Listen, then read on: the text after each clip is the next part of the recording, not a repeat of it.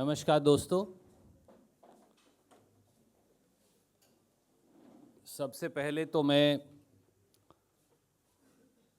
कांग्रेस की कार्य समिति के वरिष्ठ सदस्य, देश के पूर्व वित्त मंत्री श्री पी चिदम्बरम जी,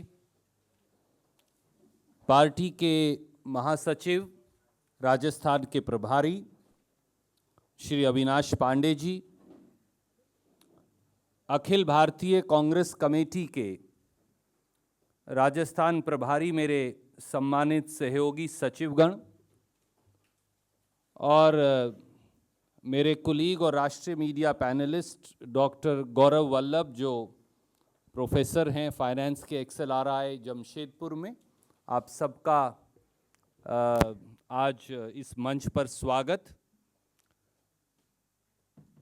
विशेष तौर से राजस्थान प्रदेश कांग्रेस कमेटी, राजस्थान के कांग्रेस कार्यकर्ताओं, राजस्थान प्रदेश कांग्रेस कमेटी के अध्यक्ष सचिन पायलट जी, पूर्व मुख्यमंत्री श्री अशोक गहलोत जी, पूर्व केंद्रीय मंत्री डॉक्टर CP जोशी जी और हजारों कांग्रेस कार्यकर्ताओं के लिए आज एक सुखद दिन है, क्योंकि दोनों लोकसभा परिणाम जो चुनाव लड़ा गया अविनाश पांडे जी और पूरी टीम के नेतृत्व में, उनमें से एक का चुनाव परिणाम घोषित हो चुका है और दूसरी लोकसभा सीट पर 95% काउंटिंग पूरी हो चुकी है और एक विधानसभा राजस्थान की सीट पर भी काउंटिंग लगभग पूरी हो गई, डिक्लेयर हो गई। मंडलगढ़ विधानसभा सीट कांग्रेस ने 12,976 वोट के मार्जिन से जीती है। अजमेर में 80% के करीब वोट काउंट होने के बाद कांग्रेस पार्टी 80,271 वोट की बढ़त बनाए है। परिणाम लगभग निर्णय हो चुका।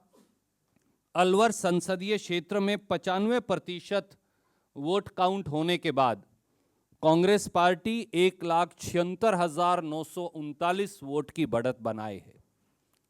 नतीजा सामने है। बजट जो आज पेश किया गया और मोदी सरकार की 4 साल की कारगुजारी पर राजस्थान के लोगों ने अपनी मोहर लगा दी है और शायद इसीलिए अविनाश पांडे जी और मेरे साथी सचिवगण कह रहे थे कि पहले आज राजस्थान और फिर पूरा हिंदुस्तान। ये 2019 का आईना शायद आज के चुनावी नतीजों में अब सामने है। जब से GST और नोटबंदी लागू हुई है, तब से इस देश में सारे संसदीय चुनाव भारतीय जनता पार्टी हारी है और आज के चुनाव ने उस पर मोहर लगा दी।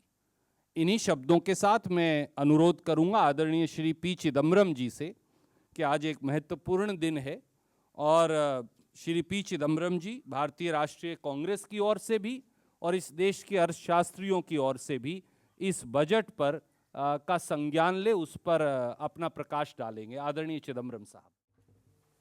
The budget for 2018-19 was presented today. It is the last full budget of this government, and I should add, thank God for that. Let me recall the economic context in which this budget has been presented. I draw my facts from the official document of the government, namely the economic survey that was presented on 29th January. There are two macroeconomic situation vulnerabilities: fiscal account and current account. The real effective exchange rate has appreciated about 21% since 2014, affecting India's export competitiveness, but the domestic political economy, meaning BJP, favors a stronger, less competitive exchange rate. In the last 4 years, the level of real agricultural GDP and real agricultural revenues have remained constant. Jobs is a number one issue. Jobs are not being created. Industry, especially MSMEs, create jobs. Industrial GVA growth has declined from 9.8% in 2015-16 to 6.8% in 2016-17 to 2.7% in 2017-18. In the same period, manufacturing GVA has declined from 12.7% to 7.9% to 3.1%. The last number on investment was 28.91% of GDP in the second quarter of 2017-18. The last number on CPI inflation was 5.21% in December 2017. The last numbers on credit growth are non-food credit 10% and credit to industry 2.1%. In the light of the above, the budget proposals should have been bold and radical and backed by adequate provision of funds. Unfortunately, the budget proposals are a big letdown. Let me list the big disappointments. 1, fiscal deficit. The FM failed the fiscal consolidation test. All deficits have crossed the budget estimates.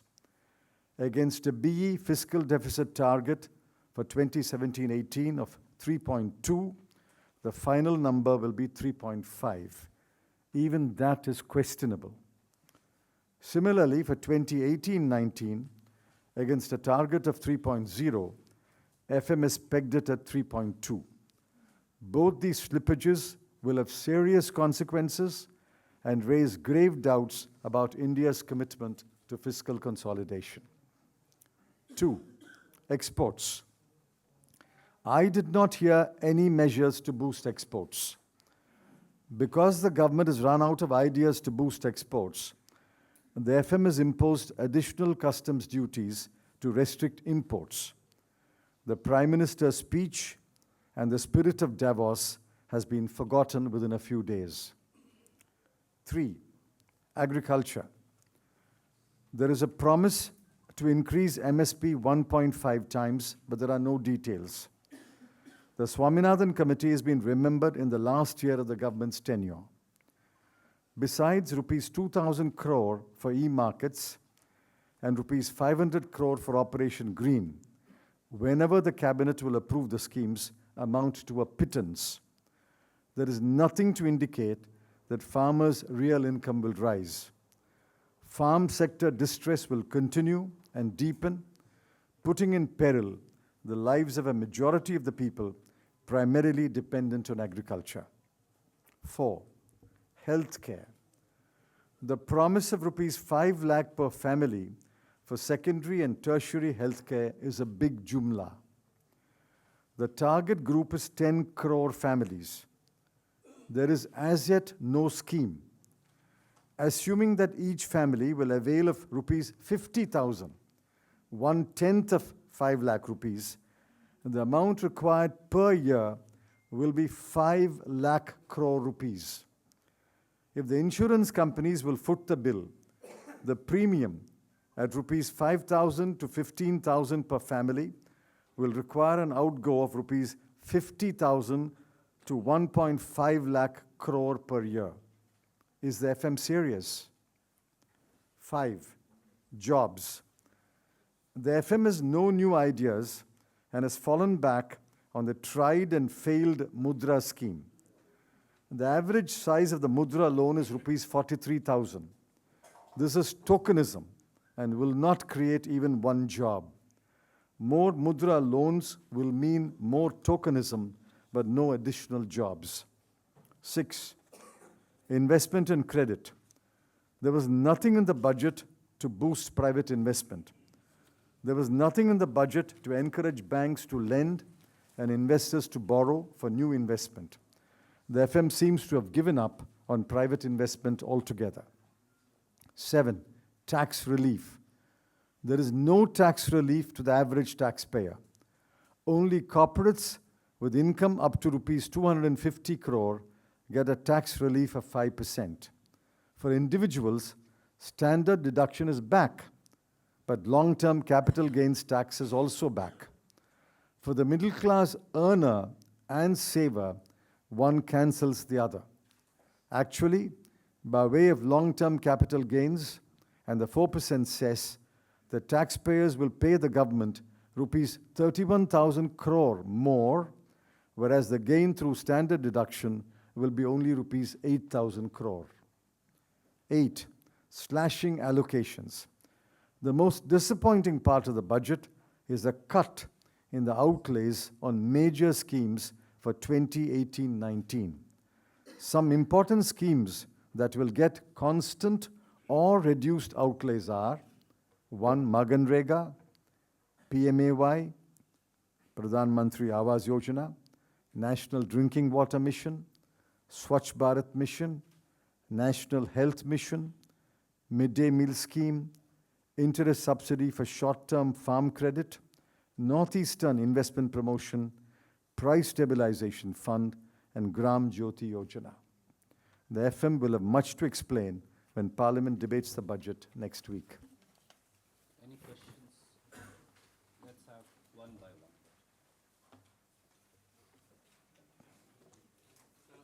Start with you.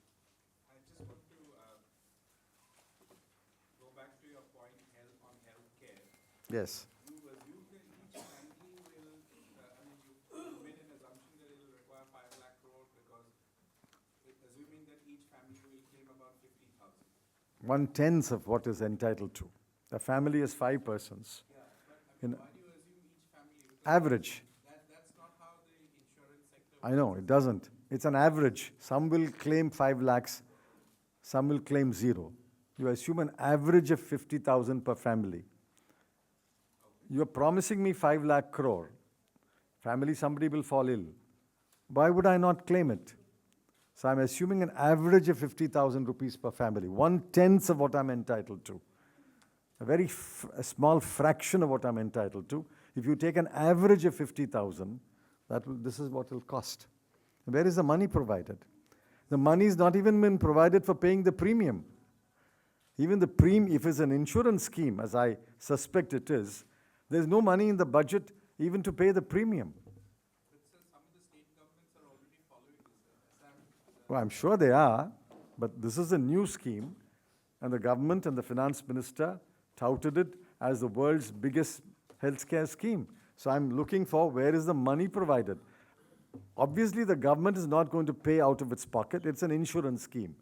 But to cover it by insurance, there must be a premium, no? Where is the premium provided for? I don't find the number. If somebody can find it, please let me know.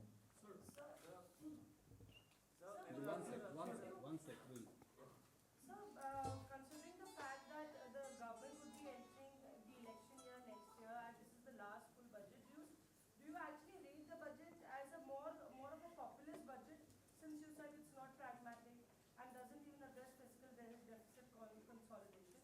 Do you think that it is completely a populist budget kept in mind because the elections have been kept in mind?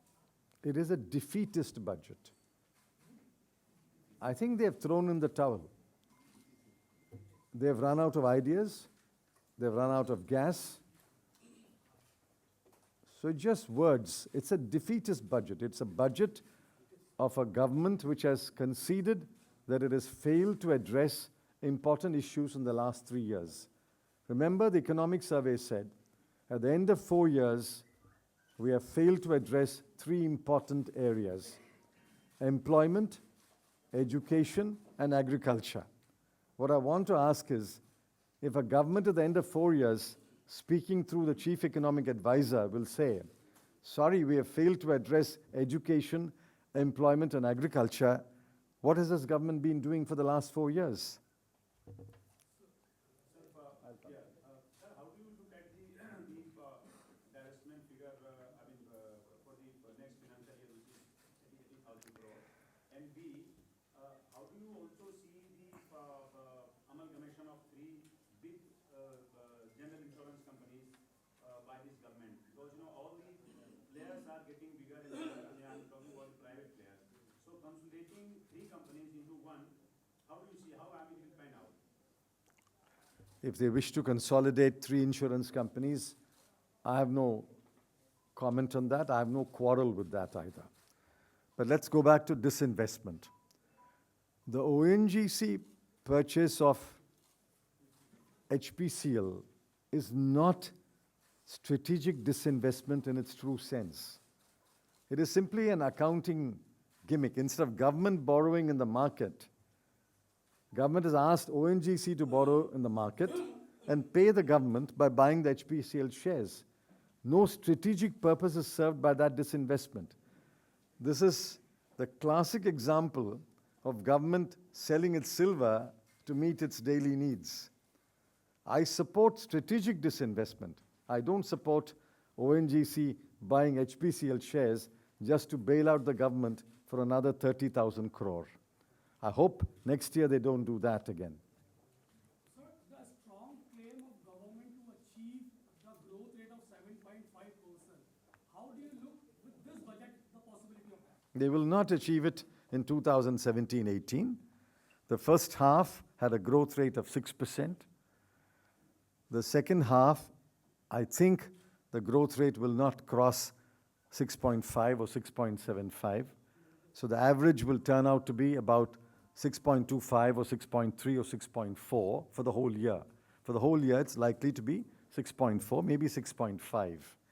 From 6.5 in 2017-18 to jump to 7.75 or so in 2018-19 is, for this government, given this budget, I think is pretty much not possible. Sir, would you have been the FM now? Congratulations first for recent winnings of Rajasthan. Assuming that you will be in power next year, what will be your budget then? But that you should ask me next year. Ask the government next year, not this year. Sir आपसे कुछ महीने पहले आपने कहा था कि मौजूदा सरकार को 2019 के लोकसभा चुनाव में कोई चमत्कार ही बचा सकता है। सरकार ने इस बजट को किसानों का बजट बताया है। क्या इस बजट में ऐसा चमत्कार वाला कोई भी चीज है? Basically, his question is that Agriculture. says that it's a very pro-farmer budget. But Where is the pro-farmer? They say that we have already done 1.5 times the cost in MSP in some crops, and we will do it for the remaining crops. Where have they done it? If they've already done 1.5 times the cost for some crops, why does the chief economic advisor say that in agriculture, and I've quoted it, the real agricultural GDP has remained constant in the last 4 years. The real agricultural revenue has remained constant in the last 4 years, which means in the last 4 years, the economic status of the farmer has not improved even one bit. That's a statement in the economic survey. So for 4 years, if you have done so much, why has the real GDP in agriculture not improved? Why has the real farm income not improved? And I don't find anything in this budget which will suddenly improve the real GDP or the real income. And I certainly don't find anything in the budget which leads me to believe that farm income will be doubled. For 4 years, the real income has been constant. How will it double suddenly? And what is provided in this budget, I want to ask? What is provided? Show me anything which amounts to a provision. Short-term credit has been increased from 10 lakh crore to 11 lakh crore. But that goes on every year. When I started short-term credit in 2004, I remember the number was about 80,000 crore. It's now come to 10 lakh crore. That goes on every year. That's not new. What else is there for the farmer? Ravi मेरा सवाल ये है कि agriculture और rural areas in दो areas पे focus करने की सरकार की बात है और लगातार उसके मिनिस्टर्स भी कह रहे हैं कि हम इन दोनों एरिया पर सबसे ज़्यादा ध्यान दे रहे हैं।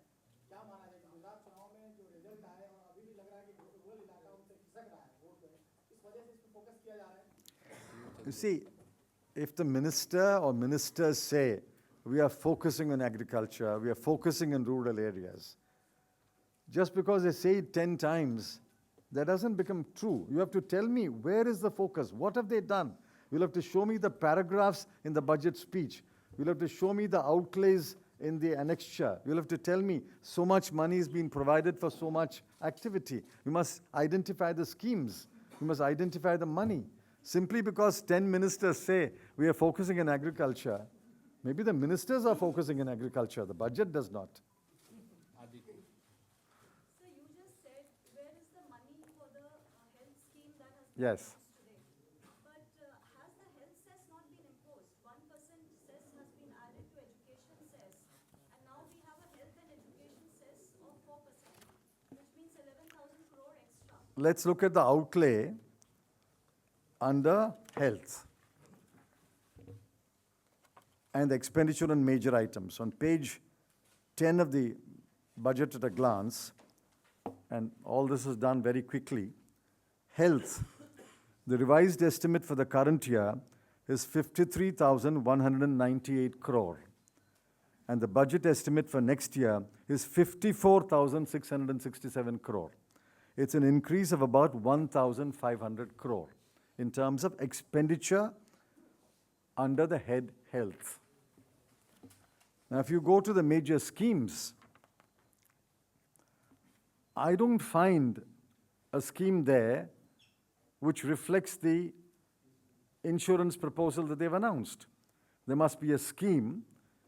There must either be an outlay where the government will pay for the hospital care, or the government will pay the premium for the insurance company to pay. But I don't find any entry here for that kind of money. No, but money will come from health cess also, no, sir? That will go to the state. All that is accounted for, madam. Health cess has been taken into account in the revenue. Expenditure has been provided. So there's no more money than what is already provided. Both the revenue and the expenditure have been accounted for already. You're not going to add anything to the number. These numbers are final for 2017-18 and 18-19. No, I'll have to take one question per person. You have pointed out that two macroeconomic situations are vulnerable, which is fiscal account and current account. That is the chief economic advisor's statement in the economic survey. And number two, how do you see that the government will be able to achieve its fiscal deficit aim of 3.3, number one? And number two, government has, in the budget has pegged the gross market borrowing at 6.06 trillion rupees. How do you look at that? See, this year they said they will achieve 3.2. They have now admitted that the year will end with 3.5. They have slipped by 0.3. Even that is a bit of a jugglery because they have not counted the 30,000 crore which the ONGC is giving them. Market will take it as their borrowing rather than ONGC's borrowing. Nor have they accounted for the 80,000 crore they have provided for recapitalization of banks. I'm keeping all that out. This year, they failed the test. Now, next year, according to the original fiscal consolidation path, they should have achieved 3% fiscal deficit. The finance minister said, next year we will achieve 3.3. Going back this year's track record, it inspires no confidence.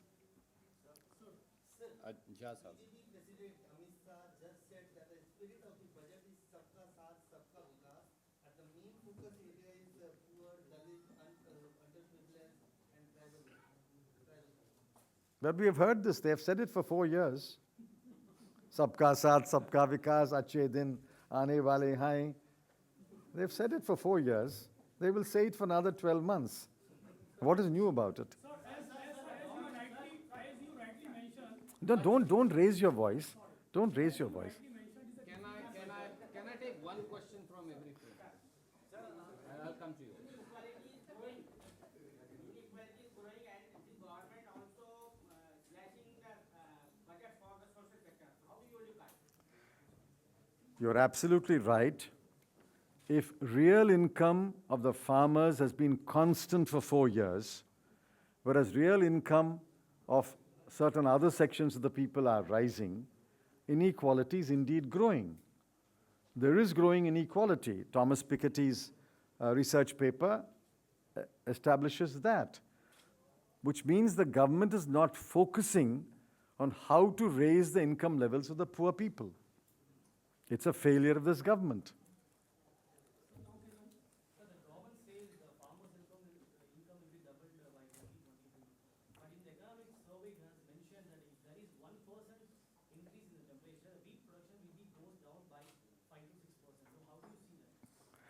See, I'm not an expert on agriculture. All I know is they want to double farmers' income by the year 2022.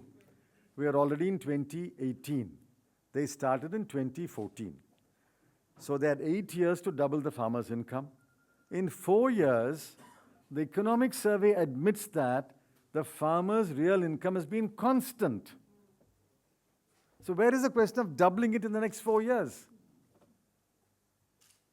The economic survey, the chief economic advisor has said it has been constant in the first 4 years.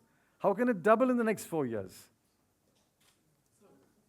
Sir, the finance minister also said that for the consumer, the petrol and diesel prices won't change. But on the other hand, they don't even bring it under the ambit of GST. Is this any relief at all for the consumer then? I don't think the consumer will get any relief on petrol and diesel as long as this government is in office. And I'll tell you why. The excise duty on petrol and diesel per litre is the highest ever under this government. When oil prices were down, they should have given relief to the consumer. They did not. Now oil prices are rising. When oil prices are rising and the fiscal deficit is overshooting the original target, there is no way this government will cut your excise duty on petrol and diesel. If you want excise duty on petrol and diesel to be cut, you have to follow the example of Rajasthan. Sir, as you rightly mentioned, that this is a defeated budget. So do you think that finally Modinomics is about to an end? Well, I don't know when it began, so I can't say when it will end. Okay, last question. Sir, job sector is the one of the main sector. Here you have mentioned when is it about this 40,000, 43,000. This is our total income and it is totally fair. So there will be no any job creation in this coming year. Can you please explain about your tokenism? See, you take the Mudra scheme.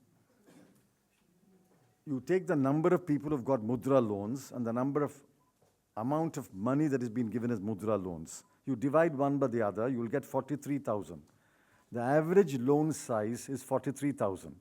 If I give you 43,000 to make an additional investment, can you create a new job? Will 43,000 investment create one additional job? I have not heard anywhere 43,000 rupee investment will create a job. In which event millions of jobs can be created in this country. Therefore, the Mudra loan scheme is not a job creation scheme. They keep on saying every Mudra loan has created at least one job.